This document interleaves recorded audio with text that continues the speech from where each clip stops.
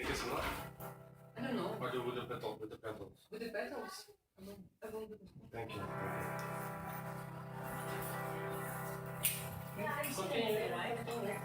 Hare Krishna, Hare Krishna, Hare Krishna, Hare Rama, Hare Rama, Rama Rama, Hare Hare, Hare Krishna, Hare Krishna, Krishna Krishna, Hare Hare.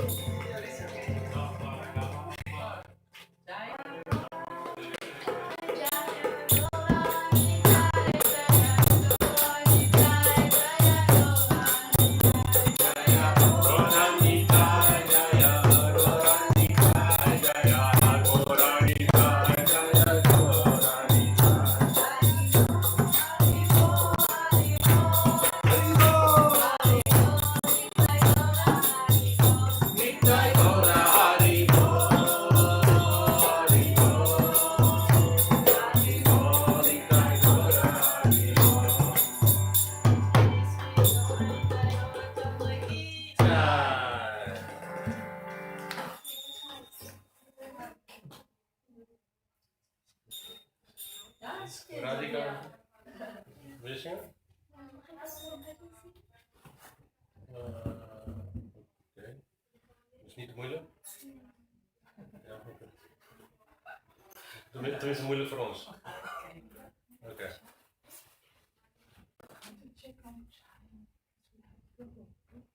Yeah?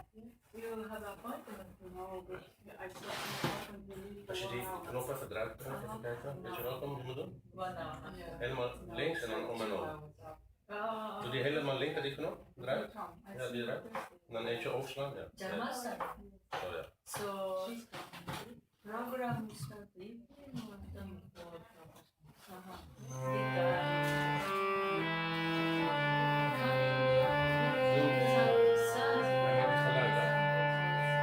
En die andere erin. Kijk, jij maakt die geluid. Nee, nee. Die daarnaast. Die twee daarnaast. Ja.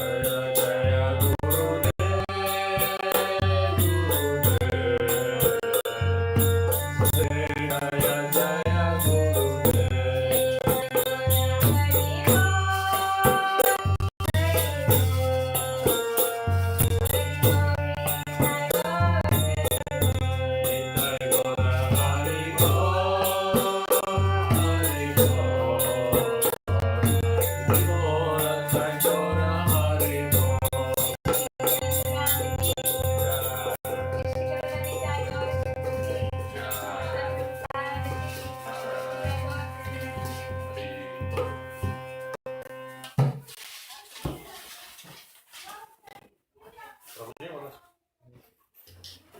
Weet je someone else van? Sorry? Someone else van? Maybe someone else van?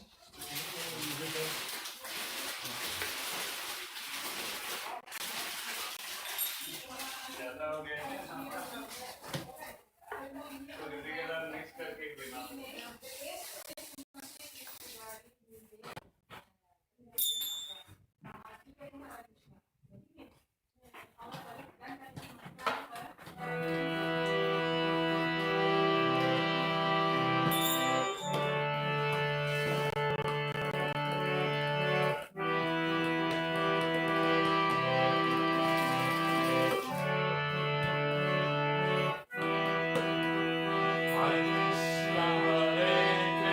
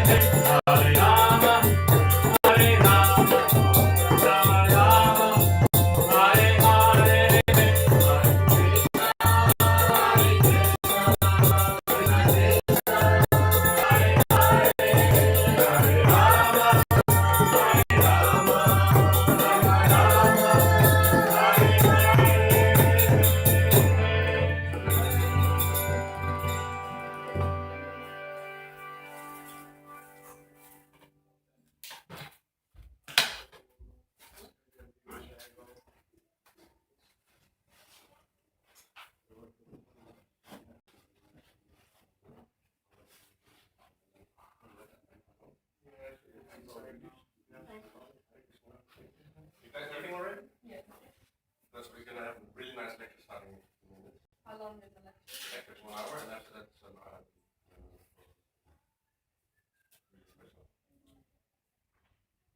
Is it okay if we leave in the middle of the lecture? Yeah, of course. We Fine. can start it. Of course. Fine.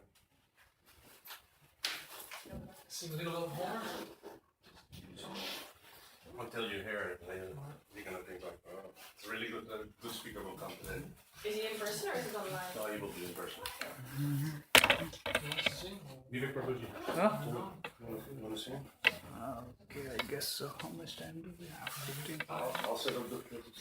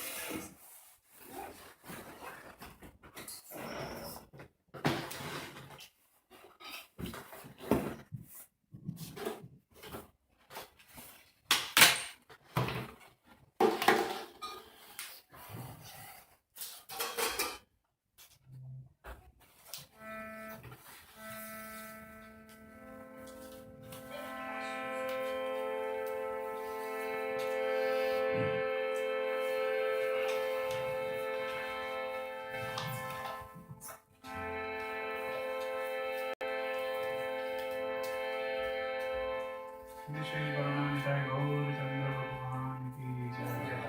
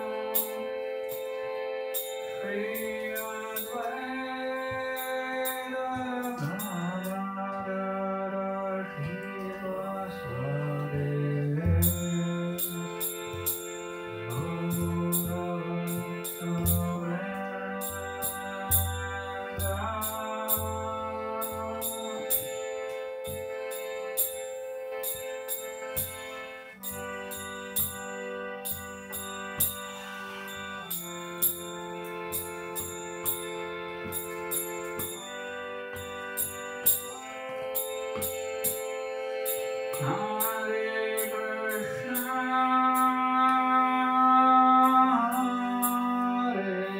Krishna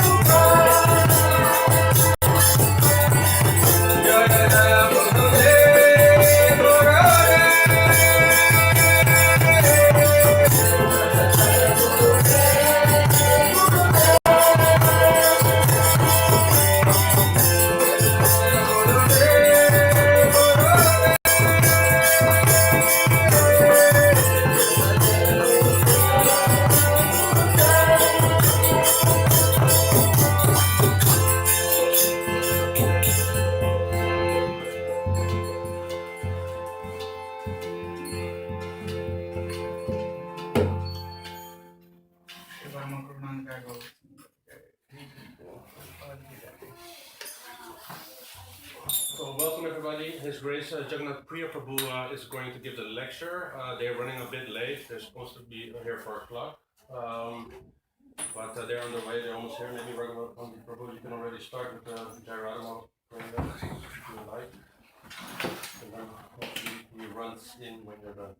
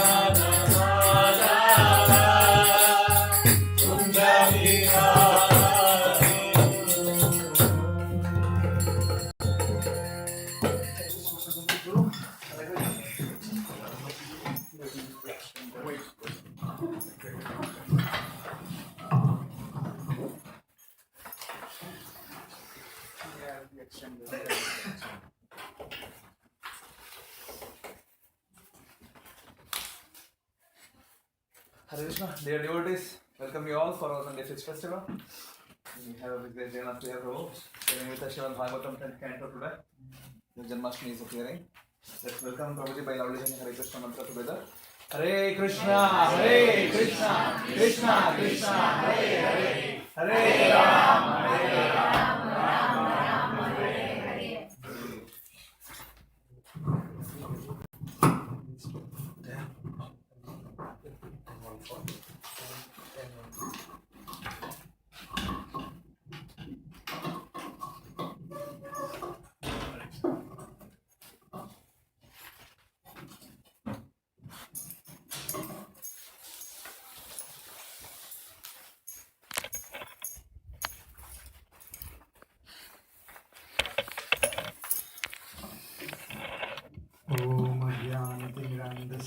ज्ञानाञ्जनशलाकया चक्षुरुन्मिलितं येन तस्मै श्रीगुरवे नमः। श्रीचैतन्यमनोभीष्टं स्थापितं येन भूतले स्वयं रूप रामयं ददाति स्वपदान्तिकं। वन्देऽहं श्रीगुरो श्रीयुतां श्रीगुरुं वैष्णवांश्च श्रीरूपं साग्रजातं सहगणा रघुनाथं तं सजीवं साद्वैतं सावधूतं परिजनसहितं कृष्णचैतन्यदेवं श्रीराधा कृष्णपादा सहगणा ललिता श्रीविशाखान्वितांश्च हे कृष्णा करुणा सिन्धु दीनबन्धु जगत्पते गोपेश गोपिका कान्त राधाकान्त नमोऽस्तुते तप्त काञ्चन गौराङ्गी राधे वृन्दावनेश्वरी वृषभानुसुते देवी प्रणमामि हरिप्रिये वाञ्छाकल्पतरुभ्यश्च कृपासिन्धुभ्य एव च पतितानां पावनेभ्यो वैष्णवेभ्यो नमो नमः। जय श्री कृष्ण चैतन्य प्रभु नित्यानंद श्री अद्वैत गदाधर श्रीवासादि गौर भक्तवृंद हरे Krishna Krishna Krishna Hare Hare Hare Ram Ram Ram Hare Hare. Hare Krishna. I'm sorry for the delay today.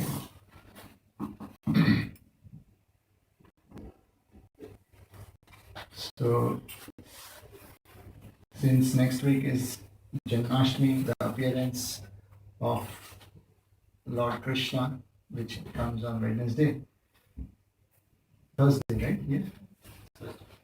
So, on that occasion, I thought to take some discussion from the 10th canto of Srimad Bhagavatam, which is the subject matter which discusses about Lord Krishna.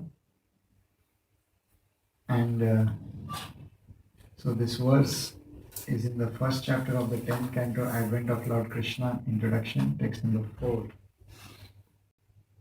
Nivrittatarshayir upariyamanat bhavaushadhat shrotramanobhiramat ka uttam shloka gunanuvadat puman virajyed vina pashubhnat. Glorification of the Supreme Personality of Godhead is performed in the Parampara system, that is, it is conveyed from the spiritual master to the disciple. Such glorification is relished by those no longer interested in the false, temporary glorification of this cosmic manifestation. The descriptions of the Lord are the right medicine for the conditioned soul undergoing repeated birth and death. Therefore, who will cease hearing such glorification of the Lord except a butcher or one who is killing his own self? Yeah. So, the premise is that a very young sage, son of a sage who was also a sage, he gets offended that his father, who was meditating in the forest, was insulted by a powerful king. And therefore he curses this king named Parikshit that you will die within 7 days because you offended a person who was simply meditating, who was not interfering in anybody's power or prestige or position whatsoever. And this Parikshit Maharaj, King Parikshit, when he realized that he has just 7 days left, he took shelter of the divine wisdom. Instead of making the situation more mundane, he chose to accept the divine path. He understood that he has accomplished many things in life. Parikshit was not very old, but he had roughly accomplished what a person could aspire for. A young king who had already won many other kingdoms, he had won over the enemies and so on. So he thought that anyways, one day we all are going to die. We have to move on. And because since childhood he was blessed with this knowledge that there is life after death, which is a very big thing in modern times. Still, science is trying to figure out whether there is life after death. They are trying to connect that there is some force, a life force or a living force within this body which is simply made up of atoms and subatomic particles. They want to know what is that layer beyond that. Is there something, or is it just merely atomic and subatomic particles coming together in some cosmic, in some formation, and therefore they are making this body seem alive? Or there is distinctly some energy force which is beyond all of this. Parikshit was blessed by that knowledge since childhood. He knew that there is life beyond death. So as soon as he got the message of death, he became eager, not exactly to die, but to seek that opportunity. We as mortal beings, the moment the discussion of death comes, we have a sense of discomfort. Even though we are suffering in life in many ways, we do not want to accept death. Why? Because death in itself gives a feeling that there is no existence. For a person who is wise and who understands, he understands if life has been perpetual at this stage, since childhood and right now, we never feel old. You may feel old physically, probably, but emotionally you never feel old. That's how the soul is. You can emotionally never agree that yes, I am now very old, I cannot do this, I cannot do that. That's because of the bodily thing. The dreams never confine to your bodily situation. They always keep you lively. So a person who has knowledge, he is not bewildered. He knows that there is a life after death. If life which is confined within this body is so dynamic, which is so full of emotions, colors, forms, desires, it's just logical to consider that when you are out of this body, it would be more dynamic because you don't have the limitation of the body. And therefore, Parikshit accepted that situation and he approached Shukdev Goswami. Goswamis are those who have conquered their mind and senses at absolute levels, and therefore they can perceive the truth to higher dimensions than ordinary people. So Parikshit approached such a person and asked him, please explain to me not the physics but the metaphysics of this universe. And Shukdev Goswami started discussing what today is popularly known as the Srimad Bhagavatam. So there are about 20 books of this size which make the whole Bhagavatam with 18,000 verses, which has 12 cantos, and out of that, this is the discussion from the 10th canto, the specific topic which comes on Lord Krishna. So before this, the history of the universe, the structure, lots of astronomical calculation, psychological analysis of the mind, everything has taken place. Now, he wants to specifically know about God and only God, no one else. This is enough of all this information. For example, a couple of days ago I was just sharing here that after the James Webb Telescope, so many new discoveries in galaxies have taken place, and the new research in physics has come to this understanding that all the laws of truth, of physics which we understand today, of the universe we understand today, have to be rewritten now. And very interestingly, they said, one of the newly found research said that just as we have physical laws with various constants today, like gravitational constant and this and so on, there can be different physical laws in different galaxies. Not necessarily they have to obey this. So this has brought to a total new understanding of science, new understanding of structure of universe, and so on. So this is the newfound curiosity the curiosity of newer types of life, newer forms of existence, newer forms of pleasure and food and so on. After 20, 30 years, this thing will become a very common thing. Just like when they first found out that we are just part of the Milky Way galaxy and there are multiple galaxies. So there was a discussion for 20 years. Mankind was proud that we understood so much beyond us. Then, now that is no longer a discussion. Solar system is no longer a discussion. So after 20 years, this will also not be a discussion. There are different universes with different physical laws. Not a discussion. Okay, it's common.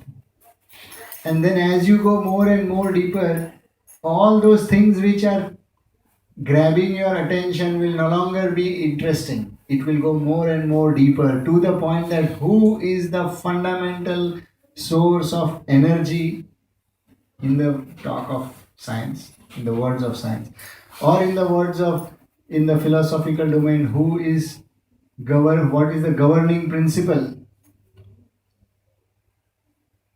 of all that you see or you don't see but does exist. So till that point the curiosity will keep on moving. So imagine Parikshit Maharaj, but King Parikshit has gone through all those stages of curiosity. He has satisfied his curiosity. He has understood different aspects. And now he's like, I just want to know all about that substratum, that fundamental principle, whom you address as Krishna. So Shukdev Goswami is telling to, Parikshit is telling to Shukdev Goswami, he's asking, please tell me that supreme truth which has appeared as an ordinary individual in this world, please describe to me about him. And then he says, he understands that the whole purpose of the human form of existence, the journey of life, is to seek some fulfillment. Continuously we are trying to seek some fulfillment one after other. Now a person who already rules the planet, what else does remain for him?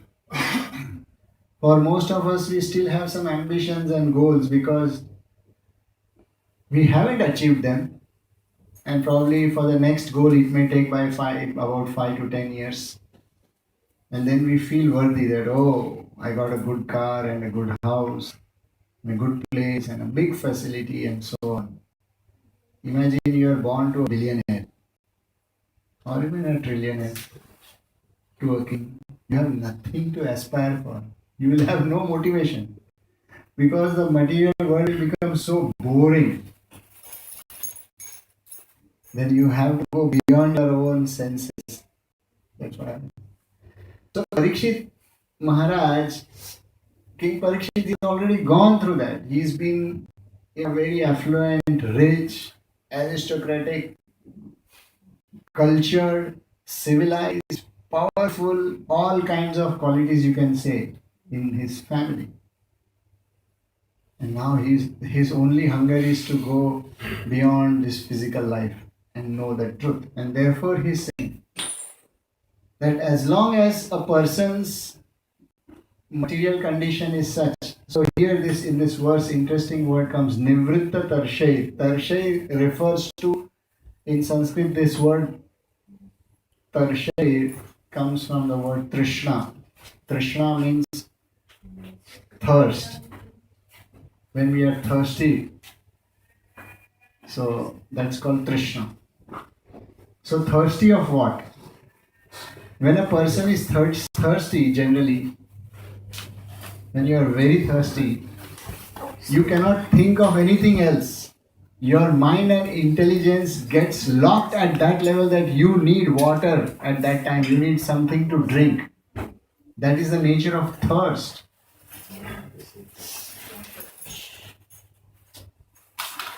So here thirst is referred to being thirsty of material desires.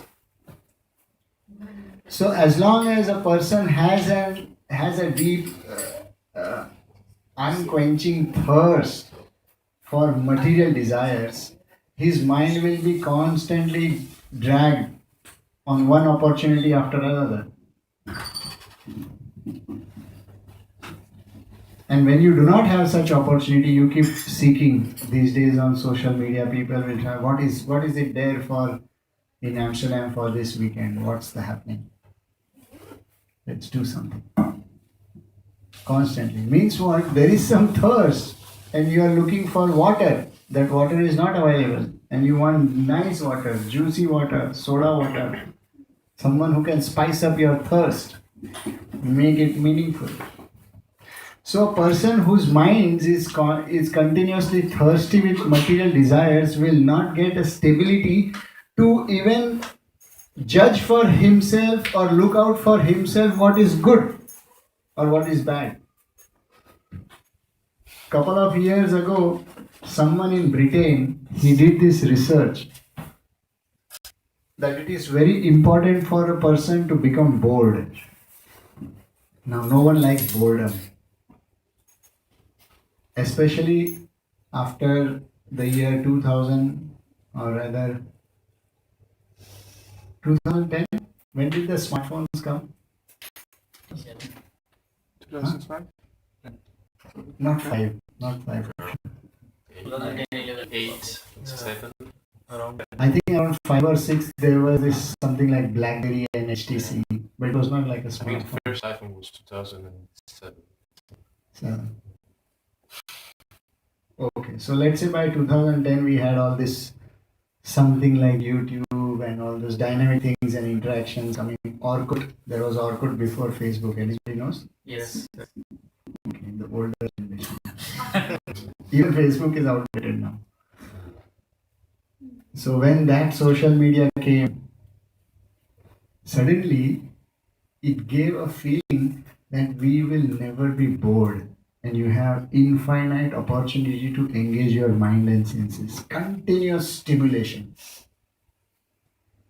And of course this research has been done in United States that the need to be engaged with social media is equated to substance abuse. The abuse which happens to your mind by illegal things like heroin and cocaine and so on. That is the abuse, that is the impact which happens on the mind by social media. Essentially, because most of us do not use social media for a purpose. We use social media to kill our time, to stimulate ourselves. But nothing is exciting, so keep stimulating constantly. So earlier there used to be one TV channel, became 200 TV channels. Now in one channel, every 5 seconds you have a show, 10-second reels. Fine. And your thumb goes in such a rhythm that if it goes beyond 7 seconds, the thumb will automatically flip. So the content creators have a pressure that it has to be within the muscle memory of the thumb. Otherwise you are out in 5 seconds. Apps, continuous stimulus. If you want to check how badly you are infected with this, go home and see a science or a meaningful discussion which is happening for 30 minutes on YouTube. See, you will feel it so burdensome. When will it end? You will click 5-6 times. How many minutes left? How many minutes left? Right? Yeah, correct. And therefore they have also given that speed, playback speed, you can multiply. So you can see faster. Correct? This is not kind of an advancement. This is actually showing that the makers and creators they recognize people are becoming fickle minded. They cannot rest on anything for any amount of time. Make it as exciting, as stimulating rather, within a short period. For such a mind who has weakened itself so much, how can you speak about the absolute truth? If you want to explain something to someone, you need that person's attention. Now, if that person is not willing to give attention, that is what the social media is, the greatest psychological experiment which has happened on mankind. The proof that the civilization is dumb and is deteriorating is the success of social media. People may argue that we are smart. No, we aren't. Maybe after 100 years, the next 3 generations down the line, they are going to rate this generation as the stupidest generation of human beings on earth. Sorry if anyone feels offended. I am also part of you. Please don't think that I am blaming one person. As a human civilization, the most dumbest things we are happening at this point of time. The earlier generation has contributed so much in terms of some sense of research and development and all those things. This generation is just a highly entitled, confused, disillusioned, disoriented, clueless, talking about dumb theories. Therefore, this word Nivritta Tarshair becomes very important, more so now that Parikshit is speaking, recognizing that unless until a person's mind is not free from these ordinary desires, he will not be able to sit silently and think about the more meaningful truths of life. In fact, the greatest of the scientific theories which have been accomplished have not been accomplished in the city. Shri Gaurnitai Bhagavan ki. We have universities and big things, but most of the theories, the fundamental theories, were not done here. They were found by people living in remote villages and so on. Why is that? Because they had time to think, they had time to evolve, they were not so bored with boredom as such. Or let's say they were not threatened with boredom. So the research in Britain says that boredom is good for mental health because it helps to investigate into matters of life. It makes you think to go deeper. But when you are constantly stimulated and engaged, you do not get time to even heal yourself or even recognize what is good for you or what is not good for you. So this is the biggest problem. And even with the social media, we are still bored. So until a person drops dead, asleep, if he is slightly awake, he will be on the phone or doing something. It's very dangerous. So Nivritta Tarshair, Nivritta, Vritti means a sense of propensity, technically, propensity and urge to do something.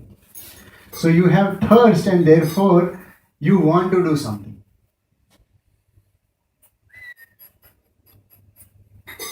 Sometimes you do not have thirst, but if you still just have a propensity to do something, you will do it. For example, you have watched enough of your favorite shows and movies and you are tired of watching. Still you are not convinced that I will sit peacefully. Still you want to do something. That means that you do not have a thirst right now, but you have that urge to keep doing something and therefore you are just doing for the sake of doing.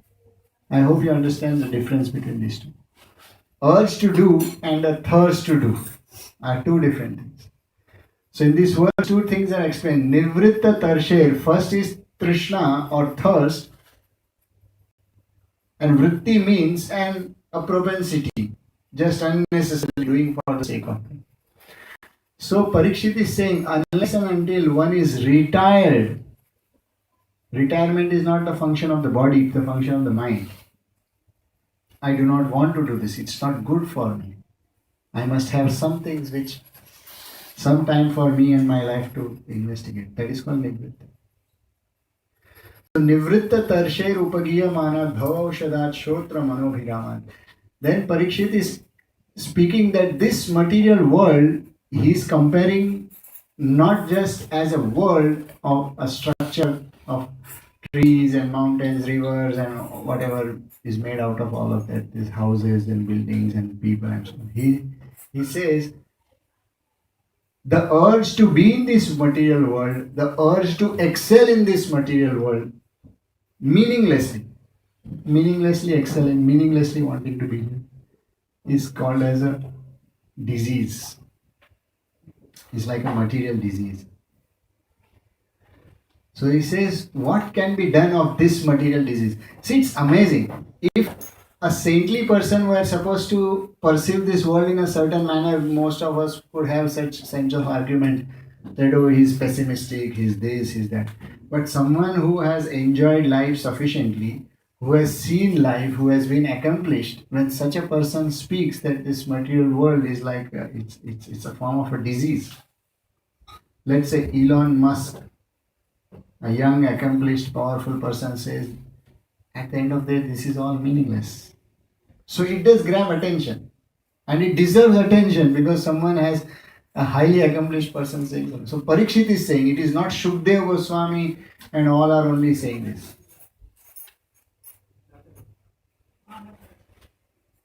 Parikshit agrees to this principle. Sages have been speaking these things.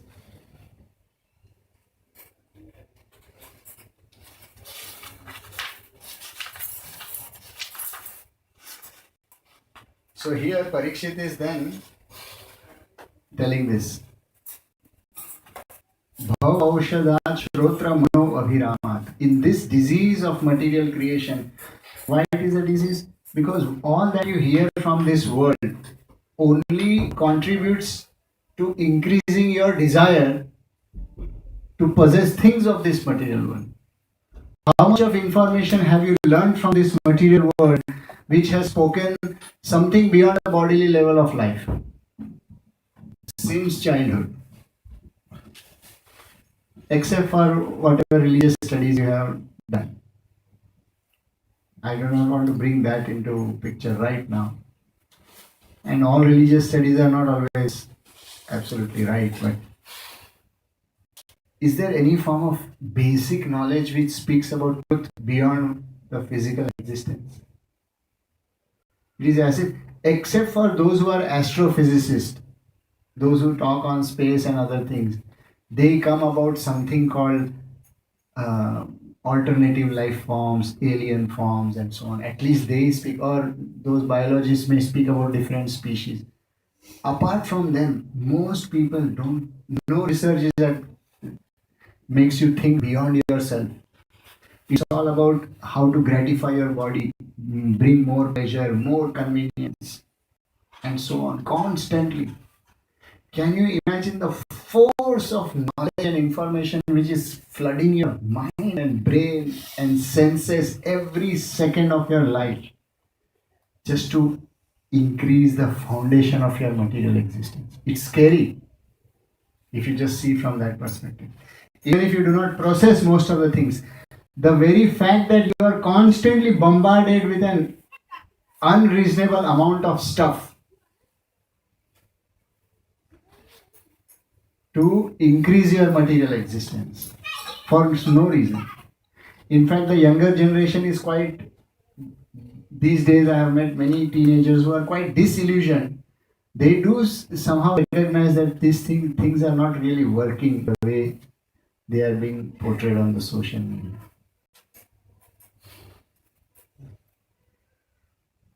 But they have no alternative information. No knowledge or no science is bringing to the meaningful questions of life. And therefore Parikshit says this is a material disease. And very fundamentally he recognizes this material disease has happened because we are constantly seeing and hearing such kind of stuff about people who only speak about how to gratify your senses. Last year I read a news about an 8-year-old girl of Australia who made $13 million annual income. Isn't that amazing? You know how? By just buying new toys, unpacking them and telling how to play. Ridiculous. And then you have so many kids just following her channel. It was through YouTube. I was amazed that what is this person going to do in life? All goals, all ambitions, everything is destroyed at this age. There is nothing to pursue. So look at the amount of misdirection which is happening. And this is happening, children are getting misled right from childhood. Why? Because they are giving a very humble oral reception by this very powerful sense called hearing, a very super powerful sense called the sight, which can produce extraordinary experiences for mundane things. And therefore he says, Shrotra Mano Abhiramat. For this material disease to go, the first and foremost thing a living entity can do is give an honest and eager oral reception. Very important. It seems very ordinary, but everything begins from there. What is the stuff you are hearing and what is the stuff you are seeing constantly? Is it making you inquisitive, or is it just thrusting upon you something? Most of the stuff we see and come across, they do not tell, come and try and see, investigate. Of course, we have found that our food stuff also is a bit cancerous, but you can take it in small limits. They don't give that kind of information. They'll say, take it, blissful, ecstasy, amazing, wonderful, fantastic. You have all these superlative terms coming. And we blindly follow. We believe because it has been spoken with certain colors, shapes, and some beautiful person is trying to say it. If a beautiful person is promoting a product, that means the product is wonderful. There is no relation. The person is beautiful, but the beauty gets superimposed on the product. This is a game of the mind. Scriptures begin at that level. So when you have people discussing scriptures, they just say, first of all, you are not this body. Finished. Whether you are beautiful, you are ugly, you are black, white, yellow, what color, what complexion, this, that, what orientation, what gender, whatever you want to bring out all these forms of concepts in mind. You are not that. You are not the body. Let's talk from that level. Your body is just consequential. It's like a tool. It's a vehicle which you are using for time being. And so many such vehicles you have possessed and you have got rid of. So, Bhav Aushadhaj, the medicine for this, the right medicine for this material disease of Bhav Sagar, Bhava means the material, is Shrotra. Through the process of oral reception and pleasing your mind through those activities, those meaningful discussions, you quench your desires, you get rid of them. It's not that when we talk of your desire is satisfied by hearing the meaningful discussions of the scriptures, that doesn't mean that it's going to exactly substitute with that taste. But the desire for that material taste automatically vanishes. Automatically. So he says such people are not interested in false glorification of things of this world. Couple of this we have seen every single year whenever the new technology, especially in iPhone. Every iPhone comes the best iPhone ever. And it's amazing how words they use. Best forever. Best iPhone ever. Every iPhone is like that. Every aspect of thing, whatever you find in this world is always promoted like that. And within a year or two it becomes secondary, tertiary, and you don't want to possess it, and people will think you're out of fashion and so on. So this is what is called as false glorification. So every word is rich with so much content. False false glorification. Means the people who are glorifying, they know it is false. It's not that they are innocent in their journey. They very well know. Everyone knows it. And still there is a glorification. And this is what keeps our life going and going and going again. And doing the same things life after life, life after life. And therefore Parikshit is saying, if a person is really intelligent, what he implies by this verse is, if a person is really intelligent, why would an intelligent person not want to hear something which is going to get rid of such a kind of a lifestyle? It's common sense. If you know a better thing, you would not go for something which is not standard, which is not better. But still, even after knowing what is the right thing, if a person wants to do the wrong thing or is not interested he is not curious for the right thing, then he's picking the characteristics. What is that person called? He is called as the killer of the self. One who does not really care for oneself. Right? In other words, King Parikshit is also telling that the responsibility to advance our life is our own. It is not someone else's responsibility. It is not the government's responsibility to create a policy that you will all become advanced in your consciousness. It's no one's responsibility. It is not a state responsibility. It is your own responsibility. So might as well take charge. Just like this so-called material motivators on the videos, they constantly keep telling, take charge, but take charge for gratification, take charge to become, to establish yourself in this material property. Similarly, in that manner, take charge to elevate yourself. No one will be able to do that for you. And this is the most important line. Ka uttama shloka gunanuvada puman virajyat vina pashugna. Except for one who is a butcher. Who is a butcher? See, there are many people who eat meat. They are not called as butchers. Who is specifically called as a butcher? Yeah, who kills. Who kills and cuts the meat. Cutting you do at home also, right? Yeah. So then you're not a butcher. No, that's why I said those who eat meat, even if they bring meat at home, you're not called as a butcher. Butcher is one who kills, not one who just cuts. If all the meat-eating people of the world were shown how the meat is produced and what violence happens, many of them will get discouraged to eat. Even those who love meat. That is the nature in which it is performed. Here the specific word of butcher comes because butcher is that person whose conscience has totally died. He does not make a distinction between an alive man or an alive animal or a dead.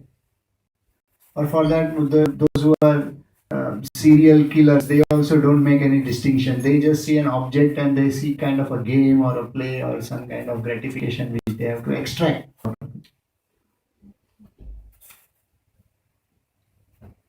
So butcher means you really just don't care about yourself. You are merciless towards your own self. It's a very specific word. Therefore, Parikshit Maharaj is saying, by hearing the stories of Krishna, by hearing this, hearing means trying to extract meaning out of it, not just for the sake of listening. One who inquires into the truth in such a manner is kind to himself, and one who does not, one who ignores, is just a butcher who mercilessly takes his own self, his own very life, and that crushes it under the sword of material desires. In today's time, that sword is the incessant use of the social media. And therefore he tells to Shukdev Goswami, please help me fulfill my this eagerness and help me to deliver myself from this material world. So this is the whole mood this is the whole inquiry which builds the mood for Parikshit, for Shukdev Goswami to explain the stories of Krishna. He's so happy that I have such a listener, such an eager person who wants to know, truly wants to know, who wants to be kind, compassionate person. So when we talk about compassion, please do not think compassion is only for some animals and or people around us. It begins with compassion with yourself, and that begins with being eager to know about the realities of our existence and trying to find God as the substratum in all that we see. Shri Krishna Bhagwan ki jai. Any questions or comments? Yes. Thank you for the lecture from you. So, is it sort of justified by acquiring this dopamine from using of social media by posting only about Krishna and Darshan and the temple, about devotees, and so you should use it in a spiritual way, but you still get this dopamine? So I feel, or rather I tell the communities where I am directly governing and serving in that manner, Hare Krishna, I try to tell them to use social media to publicize certain events. It should be a publicity platform or you share some information. But there is a nature of social media which can just suck you in its game. So we have to be well aware when we are playing that game. As long as we are aware and we do not develop that weakness, it's fine. But it does happen that when let's say people post some nice darshan or nice comments. The comments are not mine. Let's say I take a quote of Prabhupada or I take a quote of Krishna or some scientific quote, and everybody says, oh, every time Toshan sends nice quotes, wonderful, and they'll give you hearts and thumbs and this. And one day you will put a very good quote and nobody gives response. And you will feel nobody does it. That means you are not using social media. Social media is using it. The moment those things come, see the like icon and those icons, they are nothing. They are just a click. But that's the actual drug which these people have smartly introduced. You feel a sense of worth through that. Oh, I posted, people liked it. Nobody remembers. If you do not remember what you saw 5 minutes, how many are going to remember? So I have seen so many devotees that every day they'll do routine. For every post they'll say like. And then the person at the other end thinks so many people like me. Nobody remembers whether you are good or bad. You are insignificant and you are useless. That's the reality. So might as well use social media to promote something or to share. Okay, let's say we have a program, this, that, it's fine. It should not become a tool which starts adding work to our life. That I feel more socially connected when people give me some praises and some responses. So as long as you are aware what you are doing, it's fine. Prabhu, it's been proved that the universe is expanding. Even as we are talking, it's becoming bigger and bigger. So I was just thinking, does it mean that we are moving away from Krishna? Because we're going away. No. So this is what it is. When you read the Brihadaranyaka Upanishad, Kathopanishad and all, so they explain. See, on the physical domain, we have these things called space, time, and all those things. The non-physical realities, that means the space-time functions don't exist. That means you would be infinitely far from Krishna as far as position is concerned. But the very next moment you could be with him as soon as you wanted. Because time and space don't exist in the manner, they are not confining. Like here, it confines. When I have to come from other country to here, There's a space which I have to cover either through airplane or water or road, some way, some manner. And then it's going to take some time. So imagine that there's no limitation of time and space, although time and space exists in a manner. So let's say if I have an ability that, if the mind has an ability that right now I want to think about how I'm going to be in India in a week, and then maybe in some other country next week and some other country. So I can just move very fast. So space exists, but mind has an ability to breach space and time. If mind has this ability, soul has an ability beyond that. So whether the universe is expanding, not expanding, it doesn't matter. The expansion is concerned with the material reality. As far as the supreme absolute truth is concerned, within the body of the supreme, Bhagavatam speaks that when Mahavishnu breathes out, from every pore there are millions of universes which come about. We are talking about this universe expanding. And when he breathes inside, all the millions go inside. So every breath there are millions of universes coming in, coming out. So what is expansion? What is dissolution? It's all a cycle. It doesn't matter. So at the level of soul, space and time don't function. And also you said And this same thing about space-time limitations is being spoken in concepts of wormholes in physics. There's, okay, you can be infinitely far, but if you access that wormhole within next minute, you can be there. So if these conceptions are there in physics and maths, so we are coming close to metaphysical reality, right? An acknowledgement of metaphysical reality. Also, probably you said that the equations on, the James Webb telescope said that they could be false, physical laws and so many laws we studied for so many years. The thing is, these laws have been proved in the lab. Also, for example, recently Chandrayaan landed successfully because these laws are true. Yeah. So you can't say they are not true. So they do explain this. So the idea behind this is, when you have, so that was the first debate which came, that if clearly we are identifying that this law is not the absolute truth. When you say constants, constant means that which does not change millions of years and later and earlier it never changed. That's constant. Gravitational constant, Max Planck constant. There are so many constants.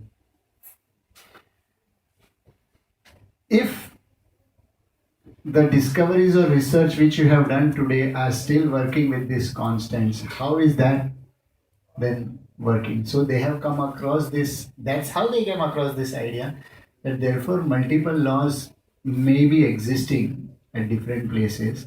At the same time, our physical constant which we have found is just an infinitesimal part or an extract of a greater constant. You get it? You imagine that there is a grand equation and within that we have just extracted one part of the equation. Special case. Not a special case, that okay, it works, but there are limitations in the formulas which we do. If we access that, then probably we may not even need that access. Correct? So like one G, there will be a different G in some other universe. Yeah. G is different in so many planets itself, but I'm saying the constant means multiple, when you bring too many G's and force and pressure, all that together to form an equation, that's a constant, right? Yeah. So, like we have, Planck's constant. what is G? What is the formula of G? So there are two G's. One is the universal gravitational constant, another is acceleration due to gravity. Acceleration due to gravity. Let's say you have acceleration due to gravity as a G. Imagine that if you have m upon a, something like that, right? F into A is force. F is ma. Yes. Let's say f is half ma or m square a. It could function somewhere else, right? Some other universe cloud. There may be some property like that that can change the whole structure of things. So it's like that. Even many things which you determine mathematically, they can be determined in so many different ways. That's where they have come out with if you are following something of science, they are trying to find one universal fundamental constant from which all the constants come.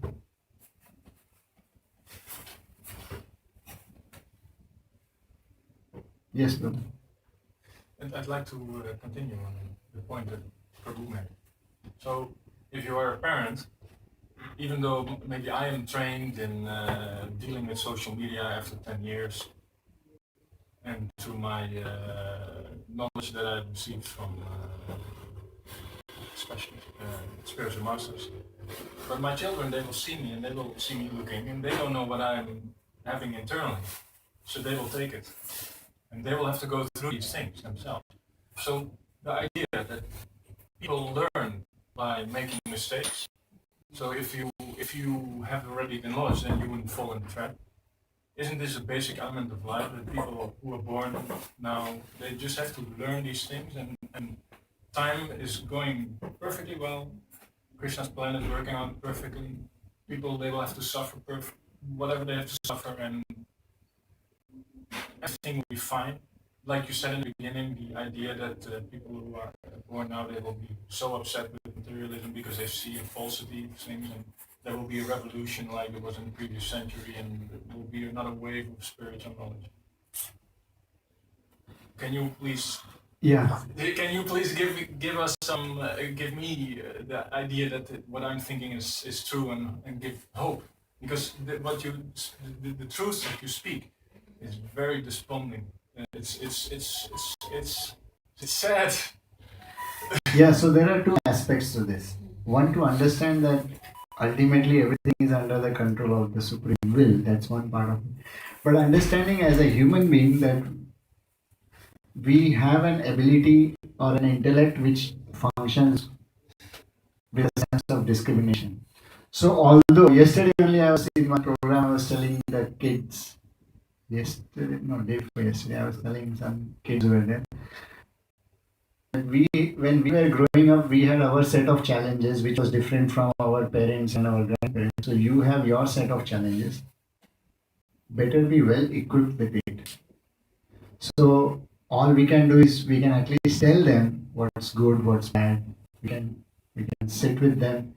Just like the material world is training them in accepting these things only for pleasure, we also train them to see the fallacies or the limitations and see the drawbacks of this, so that they don't have an absolute sense of loyalty to believe what they see and perceive. So we are opposed to that sense of loyalty. We are opposed to that sense of engagement. So as long as engaging with these things where it adds some meaning and value, there's no problem. But as I said, let I be using the social media to gain and learn something, not that the social media is using me. So that's the only difference. And yes, at a certain age, kids are going to, because this is their means of it's a staple thing which they get today in life. So they have to find their own way eventually. We can only guide them. But seeing the situation around right now, see, it's at some point of time that it's not the kids who are producing content, right? Content is produced by mostly those who are adults. So someday the adults have to become sensible to understand that what is the content we are allowing and producing, and who is getting victimized at the end of the day. 1,000 years ago, the elephants were behaving the same they are behaving now. The lions are doing the same. Humans have degenerated. Why is it happening only to human species? It's because of the kind of data, and it's how you are using your intellect, right? So although it is, in a way, it's a situation which is disappointing, but within that situation, personally I find only hope in this thing, that ultimately it's Lord who controls, so He'll figure it out. But we should provide our push, our resistance to whatever is not good, to some extent, to a healthy extent wherever we can.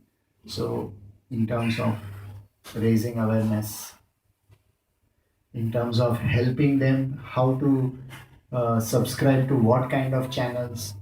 If they are subscribed to certain social media channels which are very bad or unhealthy or just misdirecting, trying to help them at a certain age, show them, look at these people whom you are so fascinated, look at their personal life, this and that, find out something and maybe help them. That's the only thing we can do, and that too only till they are 15, 16.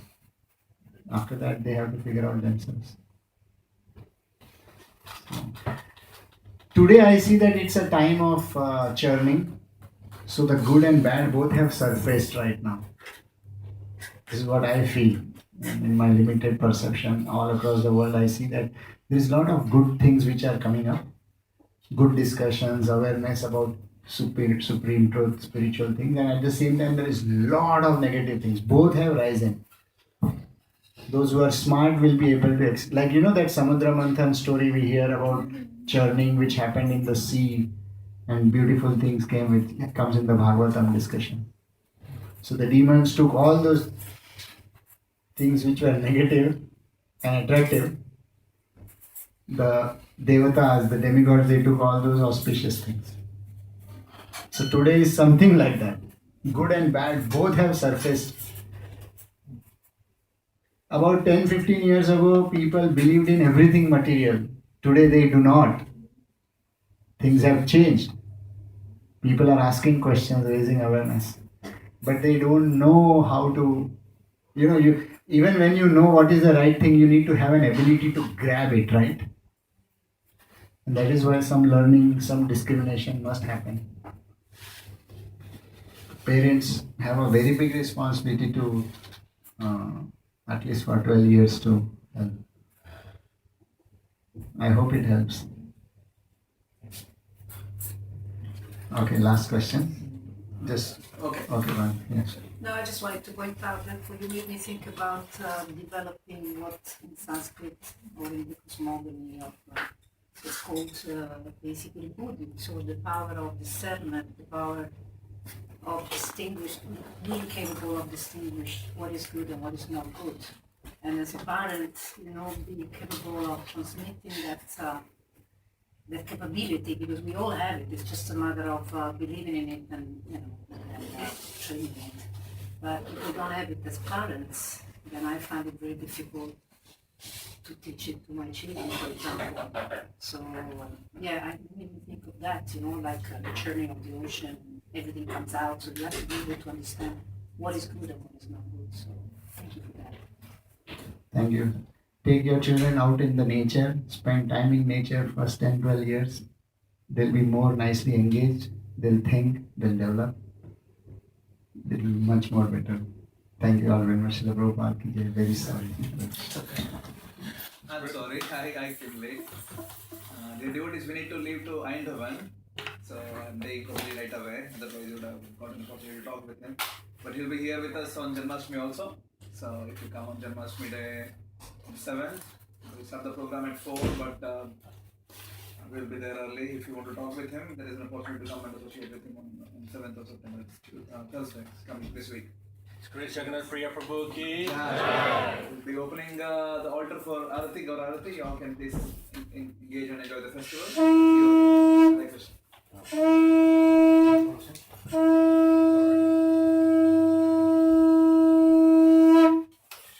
भगवान की जय, गोपाल की जय।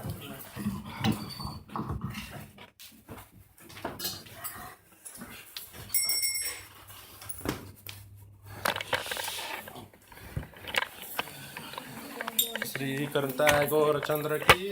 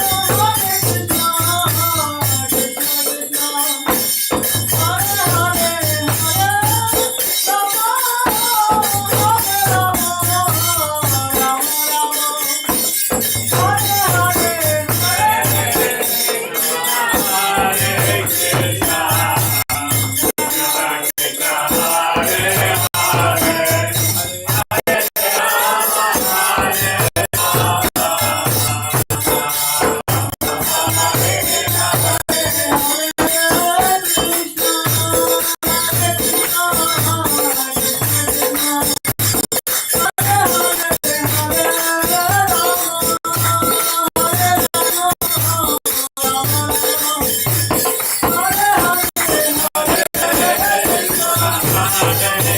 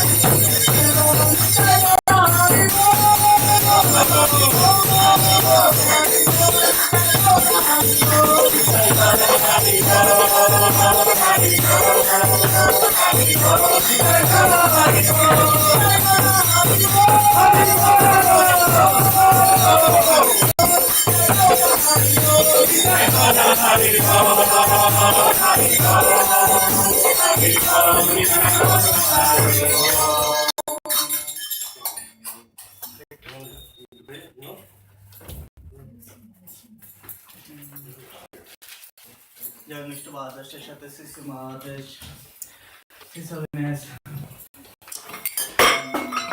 Abhay Chandravindu Bhaktivinoda Swami Srila Prabhupada ki, Jan Avadhik Mayapur Dham ki, Sri Sri Radha Krishna Govardhan Shri Radha Kunda Ganga Jamuna Shri Bhakti Devi ki, Sri Jagannath Baldev Subhadra Maharani ki, Jai Nishana Bhagwan ki, Jai Bhakta Krishna Bhagwan ki, Prem Kal Jai Shri Krishna Chaitanya Prabhu Nityananda Advaita Gadadhar Sivasadi Gaur Bhaktivinoda ki, Jai Kale Prabhu Tasiman Mahaprabhu ki, Jai Mahaprabhu Pavitra Harinam Sankirtan ki, Jai Bol Harinam Sankirtan ki, Jai Shamada Gaur Bhaktivinoda ki, Jai Gata Janmashtami Mahashab ki, Jai Jai Sunday Feast ki, Jai Goshitanath Pramanande Hari Hari Bol. All blessed assembled devotee, all blessed assembled devotee, all blessed assembled devotee, all blessed Sri Guru and Gauranga, all blessed Srila Prabhupada. Jai Srila Prabhupada ki, Jai Goshitanath Pramanande Hari Hari Bol.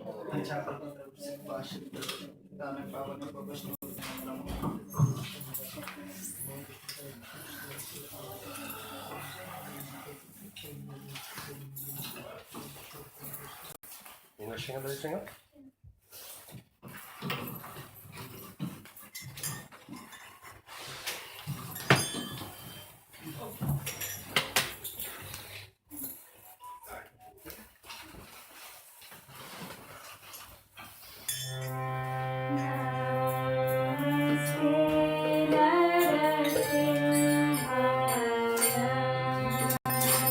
Namaste, Narasimha.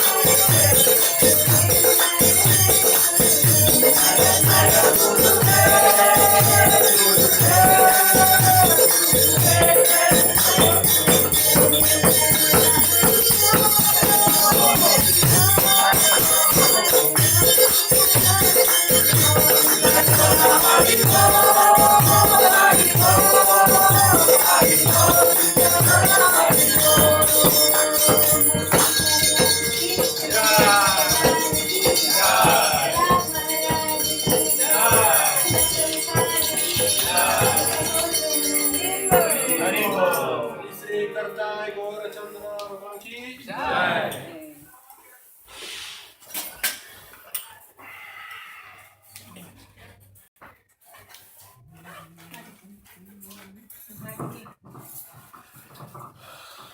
Hare Krishna, everyone.